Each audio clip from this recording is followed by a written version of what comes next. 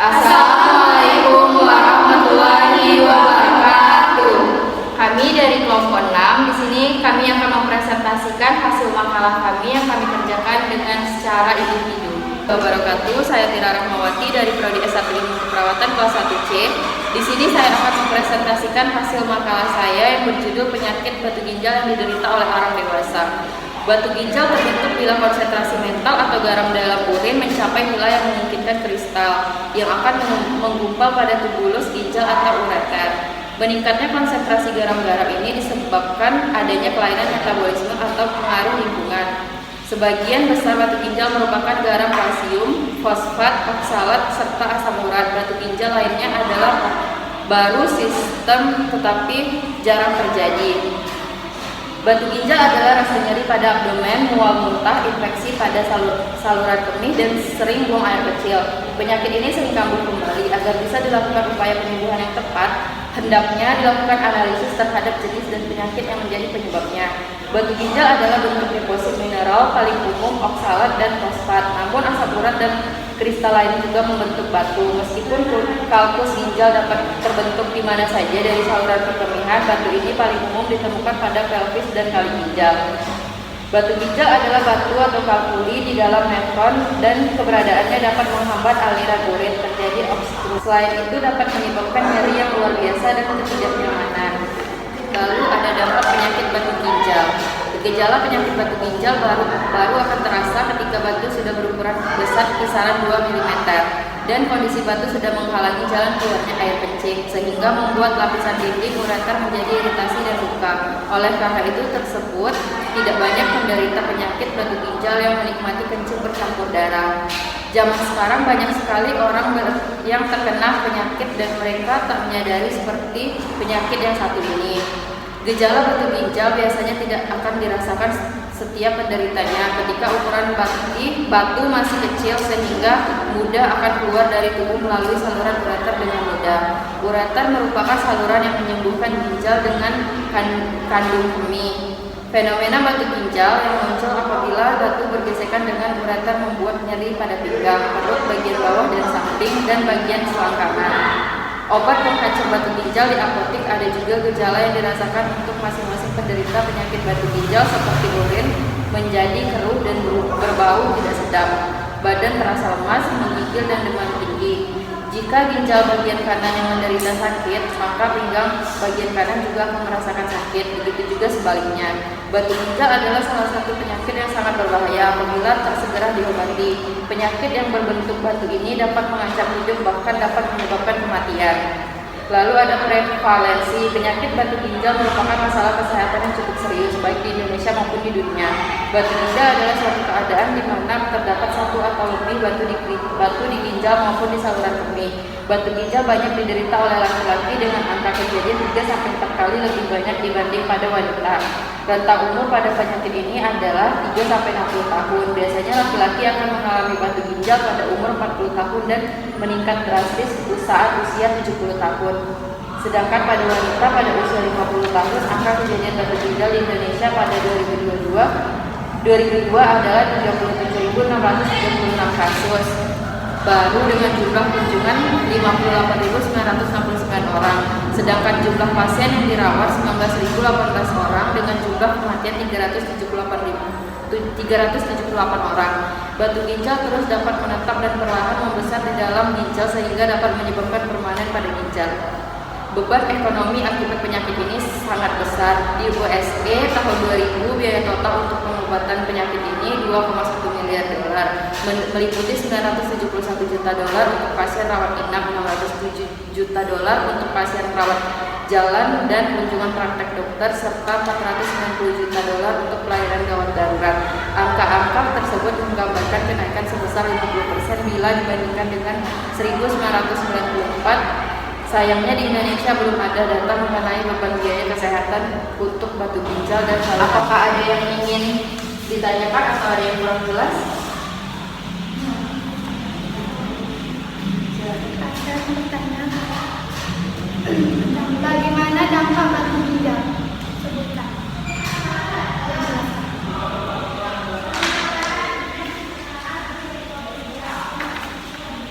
Baiklah, saya akan menjawab pertanyaan dari Etika, bagaimana dampak penyakit batu ginjal. Batu ginjal adalah salah satu penyakit yang sangat berbahaya apabila tidak segera diobati. Penyakit yang terbentuk batu ini dapat mengancam hidup, bahkan dapat menyebabkan kematian. Apakah sudah jelas? Apakah ada yang Bagaimana jenis-jenis batu ginjal?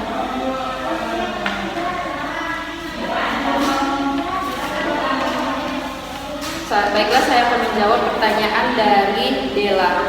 Apa saja jenis-jenis batu ginjal? Batu ginjal itu memiliki masing-masing cenderung memiliki penyebab yang berbeda. Yang pertama ada batu kalsium. Batu kalsium itu sekitar 75%, 75 sampai 85% dari batu ginjal adalah kalsium. Yang kedua ada batu asam urat. Batu ini terbentuk dari asam urik, produk sampingan dari metabolisme protein. Yang ketiga ada batu struvit atau mayoritas ditemukan pada wanita. Batu struvit biasanya diakibatkan infeksi saluran kecil kronis disebabkan oleh bakteri. Yang keempat ada batu kisten. Batu ini mewakili sekitar 1% dari batu ginjal. Yang kelima ada batu kalsium fosfat. Dua macam batu kalsium fosfat terjadi tergantung suasana pH air bumi. Apakah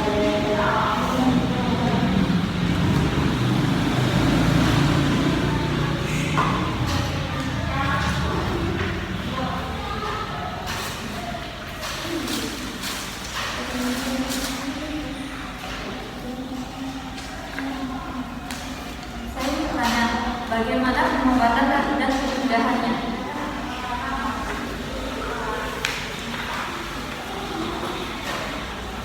Baiklah, saya akan menjawab pertanyaan dari Hafiza, bagaimana pengobatan dan pencegahannya.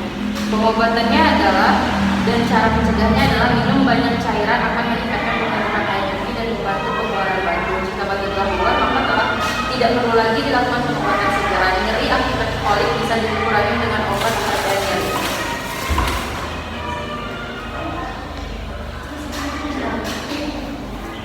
Sekian presentasi dari saya. Terima kasih. Wassalamualaikum warahmatullahi wabarakatuh. Assalamualaikum warahmatullahi wabarakatuh. Saya Hafiza Ramadhani. Di sini saya akan menjelaskan hasil dari makalah saya yang berjudul penyakit diare pada anak. Sampai saat ini, penyakit diare masih menjadi masalah kesehatan dunia, terutama di negara berkembang. Besarnya masalah tersebut terlihat dari tingginya angka kesakitan dan kematian akibat diare.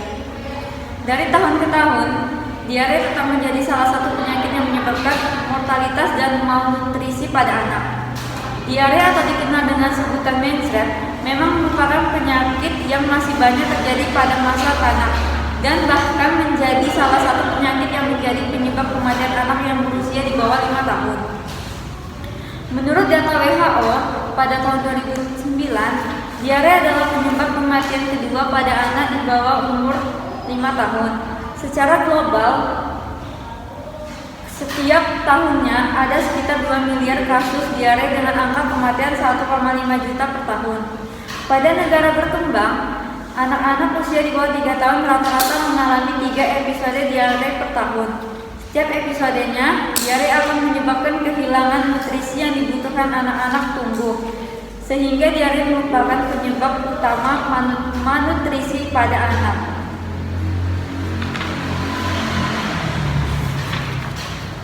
Menurut WHO 2016, secara klinis, diare didefinisikan sebagai bertambahnya defekasi buang air besar lebih dari biasanya atau lebih dari 3 kali sehari, disertai dengan perubahan konsisten tinja menjadi cair dengan tanpa arah. Secara klinis, dibedakan 3 macam sindroma diare, yaitu diare cair akut, diare disentri, dan diare persisten. Sedangkan menurut Depkes RI 2005, diare adalah satu penyakit yang tanda-tanda adanya perubahan bentuk konsistensi dari tinja yang melembek sampai mencair dan bertambahnya frekuensi buang air besar biasanya 3 kali atau lebih dari dalam sehari. Menurut Simandip Rata 2006, diare adalah buang air besar dengan tinja berbentuk cair dan setengah cair. Kandungan air tinja lebih banyak dari biasanya 200 gram atau 200 ml per 24 jam. Diare akut diberi batasan sebagai meningkatnya kekerapan bertambah cairan atau bertambah banyaknya tinja yang dikeluarkan. Akan tetapi, hal itu sangat aksial terhadap kebiasaan yang ada pada penderita yang berlangsung.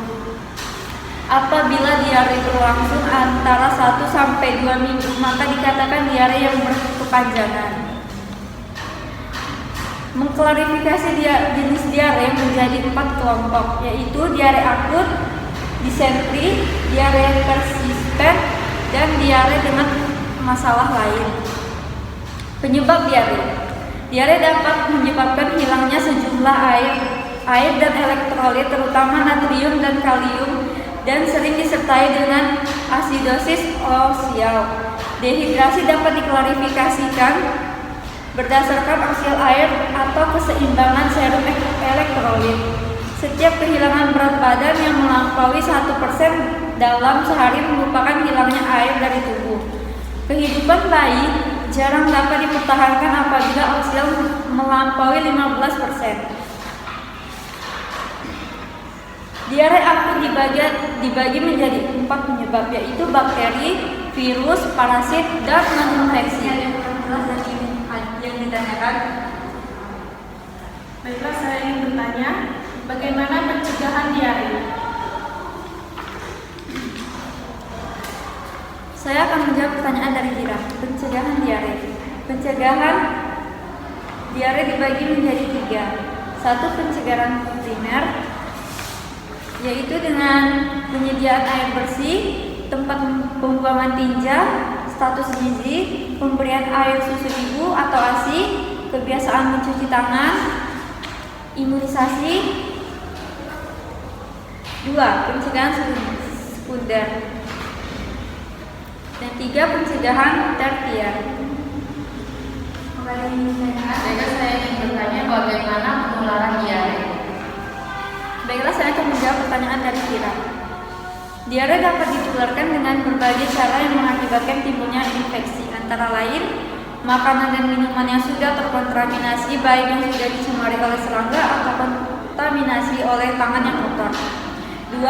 Bermain dengan mainan yang terkontaminasi, apalagi pada bayi sering memasukkan tangan atau mainan apapun ke dalam mulut, karena virus ini dapat bertahan di permukaan udara sampai beberapa hari. 3. Penggunaan sumber air yang tercemar dan tidak memasak air dengan benar.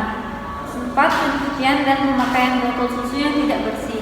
5. Tidak mencuci tangan dengan bersih setelah selesai buang air besar atau membersihkan tinja anak yang terinfeksi, sehingga mengkontaminasi perabotan dan alat-alat yang dipegang. Apakah ada yang bertanya lagi? Baiklah, saya bertanya, bagaimana sih pengobatan diare? Saya akan menjawab pertanyaan dari Melani. Pengobatan diare.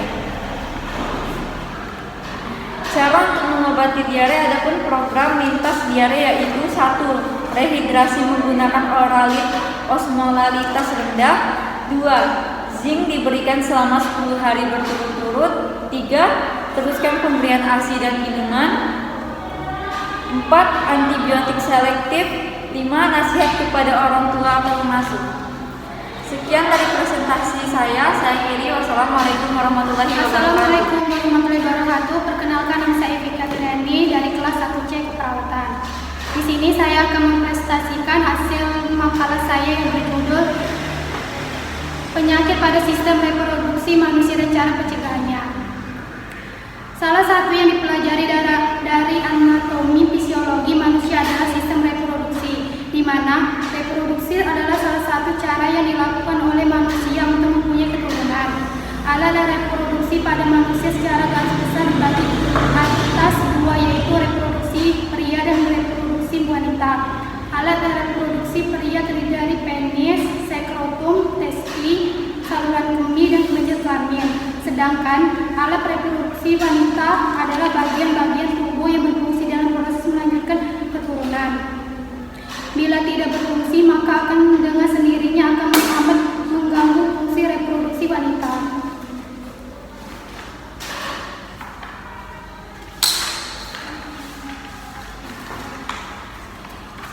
Kelainan dan penyakit pada organ reproduksi manusia.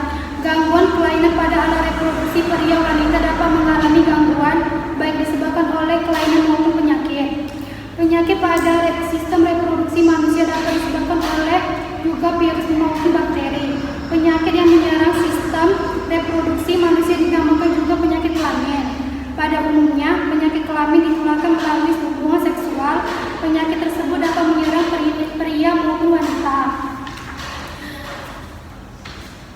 Penyakit-penyakit yang dapat mengganggu reproduksi manusia. Yang pertama, hipogonadisme dan adalah penurunan fungsi testi yang disebabkan oleh gangguan interaksi hormon seperti hormon androgen dan testosteron. 2. Klitorkidisme adalah kegagalan dari satu atau kedua testi untuk turun dari organ abdomen ke dalam skrotum pada waktu bayi. Yang ketiga, gangguan menstruasi pada wanita dibedakan menjadi dua jenis, yaitu amenorrhea primer dan amenorrhea sekunder. Yang ketiga, kanker vagina. Kanker vagina tidak diketahui penyebabnya, tetapi kemungkinan terjadi karena iritasi yang diantaranya disebabkan oleh virus dan pengobatannya antara lain dengan kemoterapi dan beda laser. Yang terakhir, upaya pencegahan penyakit sistem reproduksi manusia. Yang satu, biasakan membilas dengan bersih organ reproduksi setiap selesai buang air kecil maupun buang air besar. Yang kedua, mengganti celana dalam minimal 2-3 kali sehari. Yang ketiga, memotong rambut yang ada di daerah organ reproduksi apabila sudah panjang, karena apabila terlalu panjang akan menyebabkan saraf kuman. Yang keempat, bagi kamu yang perempuan, apabila sedang mengalami menstruasi, gantilah pembalut sesering kemungkinan. Baiklah, apa yang ada yang ingin ditanyakan? Baiklah, saya akan bertanya. Sebutkan kelainan dan penyakit pada organ reproduksi manusia. Baiklah, saya akan menjawab pertanyaan dari Dira. Gangguan menstruasi pada wanita dibedakan menjadi dua, yaitu jenis amenorrhea primer dan amenorrhea sekunder.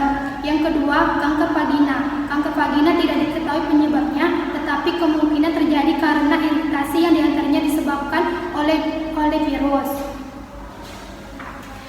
Yang ketiga, kanker testi. Kanker testi adalah pertumbuhan sel-sel ganas di dalam testi buah zakar yang bisa menyebabkan testi membesar atau menyebabkan adanya benjolan di dalam skrotum atau kanker zakar. Baiklah, ada yang lagi ingin ditanyakan? Bagaimana upaya pencegahan penyakit sistem reproduksi manusia? Baiklah, saya akan menjawab pertanyaan dari Hafizah. Yang pertama, upaya pencegah penyakit pada sistem reproduksi manusia. Yang pertama, biasakan membilas dengan bersih organ reproduksi setiap selesai buang atau kecil maupun buang air besar. Yang kedua, mengganti celana dalam minimal 2-3 kali sehari. Yang ketiga, memotong rambut. Yang keempat, bagi kamu yang perempuan, apabila sedang mengalami menstruasi, gantilah pembalut seseringlah. Sekian dari presentasi saya. Wassalamualaikum warahmatullahi wabarakatuh. Waalaikumsalam warahmatullahi wabarakatuh. Perkenalkan, nama saya Melina Kartika dari program studi ilmu perawatan. Di sini saya akan mempresentasikan hasil makalah saya yang berjudul Penyakit Pneumonia pada Orang Dewasa. Pneumonia adalah infeksi saluran pernapasan akut bagian bawah yang mengenai parenkim paru. Menurut anatomis, pneumonia pada anak dibedakan menjadi pneumonia labaris, pneumonia interstitialis, dan bronchopneumonia. Saluran pernapasan bagian bawah terdiri dari cabang-cabang bronkus, parenkim paru, dan pleura. Infeksi bakteri atau jamur atau virus yang menyerang parenkim paru dapat menimbulkan infeksi sekunder pada saluran pernapasan bagian bawah, di mana seluruh persediaan darah harus melewati pembuluh darah kapiler paru, sehingga infeksi jamur atau virus dapat ikut bersama aliran darah. Yang berikutnya ada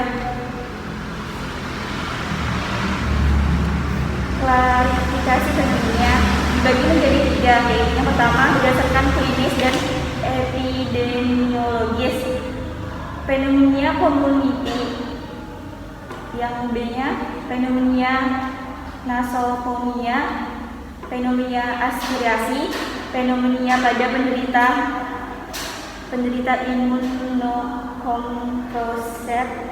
Yang kedua berdasarkan bakteri penyebab.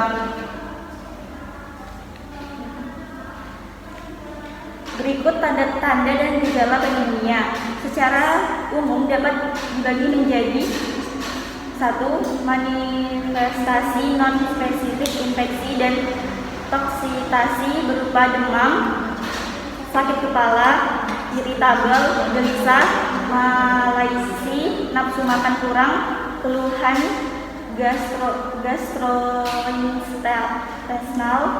Kedua, gejala umum saluran pernapasan bawah berupa batuk,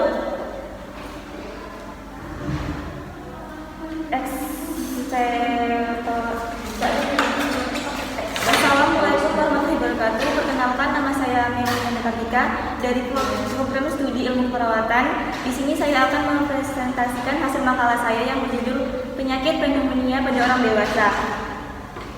Pneumonia adalah infeksi saluran pernapasan akut bagian bawah yang mengenai parenkim paru. Menurut anatomis, pneumonia pada anak dibedakan menjadi pneumonia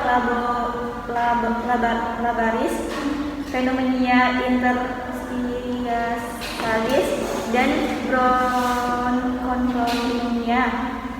Saluran pernapasan bagian bawah terdiri dari cabang-cabang bronkus, parenkim paru, dan pleura. Infeksi bakteri atau jamur atau virus yang menyerang parenkim paru dapat menimbulkan infeksi sekunder pada saluran pernapasan bagian bawah, di mana seluruh persediaan darah harus melewati pembuluh darah kapiler paru, sehingga infeksi jamur atau virus dapat ikut bersama aliran darah.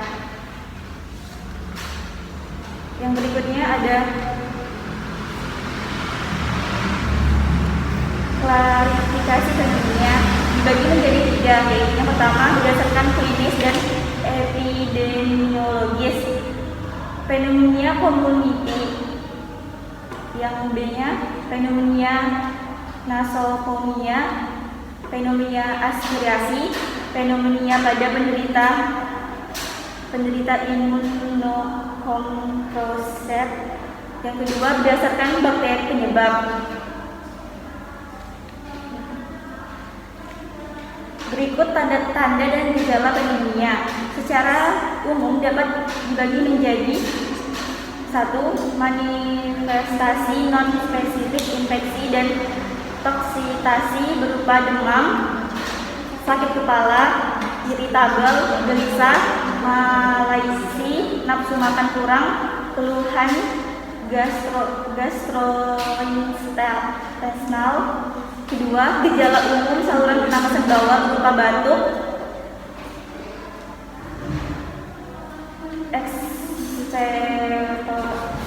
yang ketiga, tanda pneumonia berupa retraksi atau penarikan dinding dada bawah ke dalam saat bernapas bersama dengan peningkatan frekuensi napas. Yang keempat, tanda efusi pleura atau MP5 berupa gerakan ekfusi dada tertinggal di daerah efusi, pekak, rhinitis melemah, suara napas melemah, suara napas reguler tepat di atas batas cairan, nyeri dada karena iritasi pleura, atau nyeri berkurang bila efusi bertambah dan berubah menjadi nyeri tumpul, kaku duduk atau meningitis, atau iritasi menigen tanpa inflamasi. Bila terdapat iritasi pleura lobus atas, nyeri abdomen, atau kadang terjadi bila iritasi mengenai diafragma pada pneumonia lobus kanan bawah. Yang kelima yaitu pada neonatus, dan bayi kecil. Tanda pneumonia tidak selalu jelas. Efusi pleura pada bayi akan menimbulkan pekak perkusi. Yang keenam, tanda infeksi ekstrapulmonal.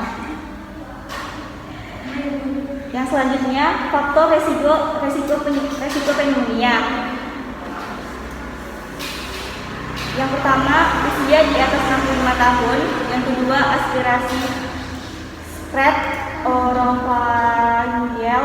Yang ketiga, infeksi pernapasan oleh virus. Yang keempat, sakit yang parah dan akan menyebabkan kelemahan. Yang kelima, penyakit pernapasan kronik. Yang keenam, kanker paru. Yang ketujuh, faktor tulang iga. Adapun faktor yang umum menjadi predisposisi individu terhadap pneumonia yaitu sebagai berikut. Yang pertama, setiap kondisi yang menghasilkan lendir atau obstruksi bronkial dan mengganggu drainase normal paru.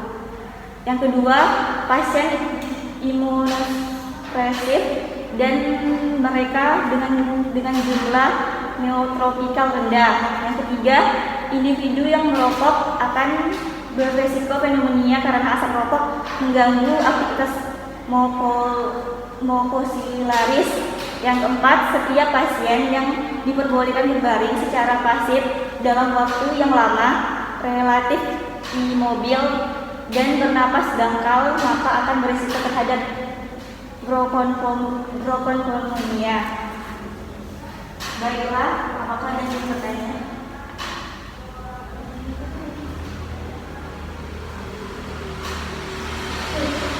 Bagaimana cara mencegah penyakit pneumonia? Baiklah, saya akan menjawab pertanyaan dari Dela. Cara pencegahan penyakit pneumonia bisa dilakukan dengan rajin mencuci tangan menggunakan sabun, praktikkan etika batuk dan bersin yang benar. Yang ketiga, tidak berbagi alat makan dan mandi dengan orang lain. Baiklah, apakah ada yang bertanya lagi?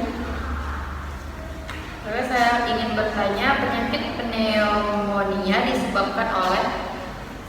Baiklah, saya akan menjawab pertanyaan dari Tira. Penyakit pneumonia disebabkan oleh bakteri, virus, dan jamur. Apakah sudah jelas? Baiklah, itulah hasil presentasi dari saya. Saya akhiri. Assalamualaikum warahmatullahi wabarakatuh. Perkenalkan, nama saya Dira Berdikayu dari Prodi Ilmu Keperawatan 1C. Di sini saya akan menjelaskan tentang makalah saya yang berjudul Rentannya Mata Minus Terhadap Remaja. Mata merupakan salah satu organ indera manusia, yaitu indera penglihatan. Mata memiliki fungsi yang sangat penting dalam menyerap informasi visual yang digunakan untuk melakukan kegiatan sehari-hari. Apabila terjadi kegangguan pada mata, hal tersebut dapat mengurangi bahkan menghambat fungsinya.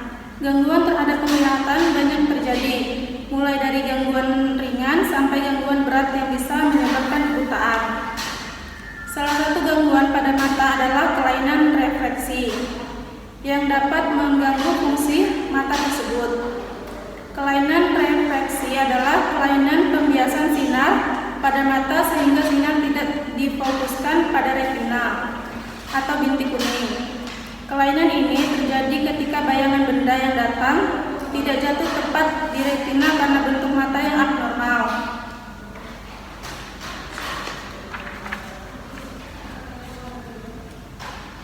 Kerusakan retina yang disebabkan sinar biru dapat menyebabkan mata minus. Hal ini menyebabkan hilangnya penglihatan sentral atau kemampuan untuk melihat apa yang ada di depan dan kelainan refleksi.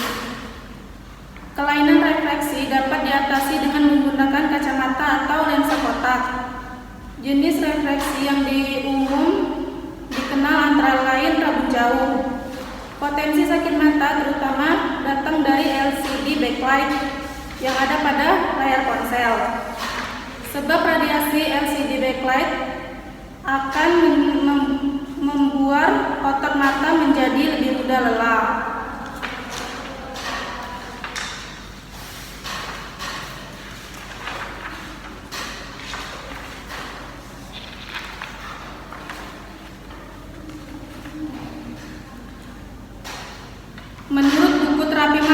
dikeluarkan oleh Avi American, problem penglihatan yang paling umum bukan karena faktor keturunan.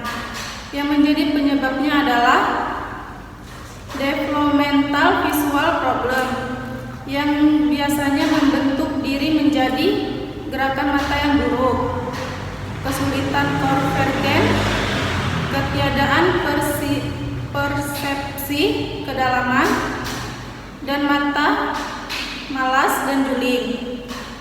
Problem ini merupakan hal yang umum. Bahkan sesungguhnya kebanyakan orang memiliki satu mata dominan. Beberapa faktor lain didefinisikan stres dan posisi tidur. Telah banyak diketahui bahwa stres bisa mempengaruhi tubuh dalam berbagai cara dan tidak terkecuali mata. Problem penglihatan paling umum yang berhubungan dengan stres adalah mata lelah dan rabun jauh. Begitu pula posisi tubuh yang buruk bisa membuat otot keratular tidak seimbang, seringkali menyebabkan astigmatis atau silinder. Ada juga kelelahan pada mata. Kelelahan mata adalah ketegangan pada mata yang disebabkan oleh gangguan indera penglihatan. Saat bekerja yang memerlukan kemampuan untuk melihat dalam jangka waktu yang lama, biasanya disertai dengan kondisi pandangan yang tidak nyaman. Kelelahan mata dapat terjadi jika mata berfokus pada jarak objek yang dekat dalam waktu yang lama, karena otot-otot mata harus bekerja lebih keras untuk melihat objek sangat dekat. Pandangan ganda, sakit kepala, daya abdomasi, dan konvergensi berkurang. Ketajaman visual karena sensitivitas terhadap kontras dan kecepatan persepsi berkurang. Baiklah, apa yang ada yang ingin ditanyakan? Ya. Baiklah, saya ingin bertanya apa saja gejala dari mata minus. Baiklah, di sini saya akan menjawab pertanyaan Dirvira. Gejala mata minus terhadap remaja, yaitu gejala yang paling jelas adalah kesulitan untuk melihat objek atau benda dalam jarak jauh. Akan tetapi, kita juga bisa merasakan gejala-gejala seperti sakit kepala, rasa lelah di mata ketika melihat benda yang jauh beberapa meter di depan kita, rasa tegang pada mata, mata juling, mata lelah ketika berkendara atau berolahraga, ketika dipaksa untuk fokus melihat objek berjarak jauh, mata terlihat memerah dan pedih jika sedang mengalami kelelahan. Ada lagi yang ingin ditanyakan? Bagaimana pencegah mata minus? Baiklah, saya akan menjawab pertanyaan dari Dela. Pencegahan mata minus ada beberapa langkah yang dapat kita lakukan untuk mencegah mata minus. Yang pertama, konsumsi sayur-sayuran dan buah-buahan yang mengandung vitamin A seperti brokoli, wortel, kangkung, bayam, pepaya, melon, dan belimbing. Yang kedua, melakukan pemeriksaan mata dengan rutin.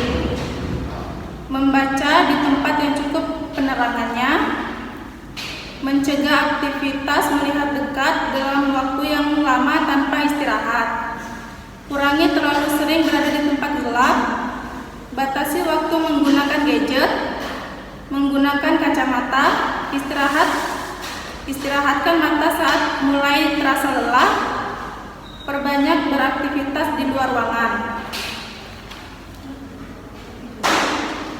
Baiklah, sekian presentasi dari saya. Assalamualaikum warahmatullahi wabarakatuh. Assalamualaikum warahmatullahi wabarakatuh. Di sini saya akan menjelaskan makalah saya yang berjudul anemia pada remaja. Anemia adalah suatu keadaan kadar hemoglobin Hb di mana darah lebih rendah daripada nilai normal untuk kelompok orang menurut umur dan jenis kelamin. Hemoglobin adalah zat warna di dalam darah yang berfungsi mengangkut oksigen dan karbon dioksida dalam tubuh. Faktor-faktor yang mendorong terjadinya anemia gizi pada usia remaja. 1. Adanya penyakit infeksi yang kronis. 2. Menstruasi yang berlebihan pada remaja putri. 3. Pendarahan yang mendadak seperti kecelakaan. 4. Jumlah makanan atau penyerapan diet yang buruk dari zat besi. Gejala anemia secara umum menurut University of North Carolina 2002 dalam Triawan 2014 adalah cepat lelah, pucat, kuku, bibir, gusi, mata, kulit, dan telapak tangan. Jantung berdenyut kencang saat melakukan aktivitas ringan. Napas tersengal atau pendek saat melakukan aktivitas ringan. Nyeri dada, pusing, mata berkunang, cepat marah, mudah rewel pada anak, dan tangan serta kaki diingin atau mati rasa. Akibat anemia, konsekuensi klinis dari anemia definisi zat besi pada sekolah dan remaja adalah menurunnya kemampuan akademik. Berdasarkan hasil penelitian Putri Hartini dan Herawati 2013 menyebutkan bahwa terdapat hubungan antara kejadian anemia dengan kemampuan kognitif anak usia sekolah.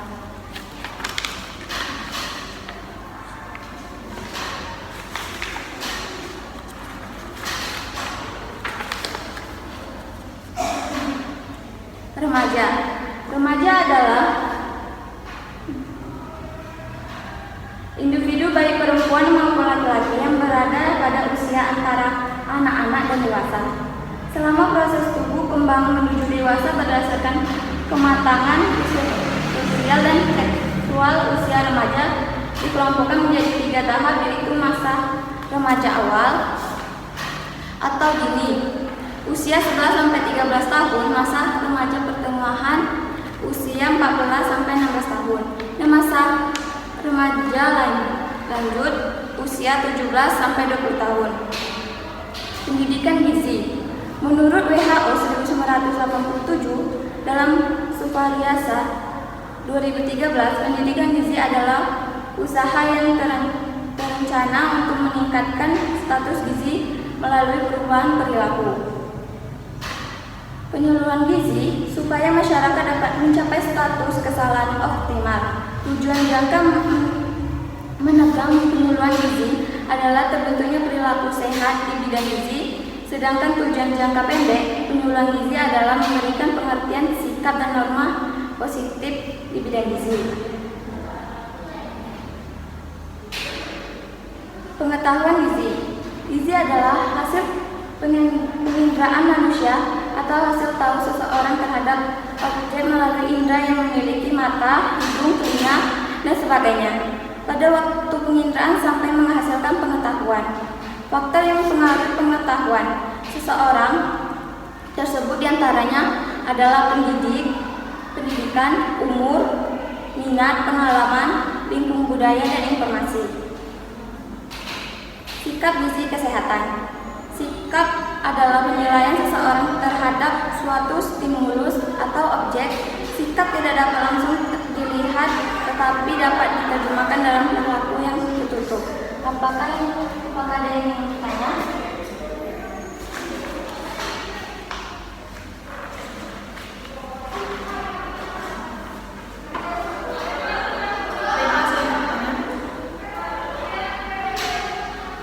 Apa saja makanan yang dapat menghindari kita dari anemia? Makanan yang dapat menghindari kita dari anemia yaitu kita harus makan yang mengandung zat besi.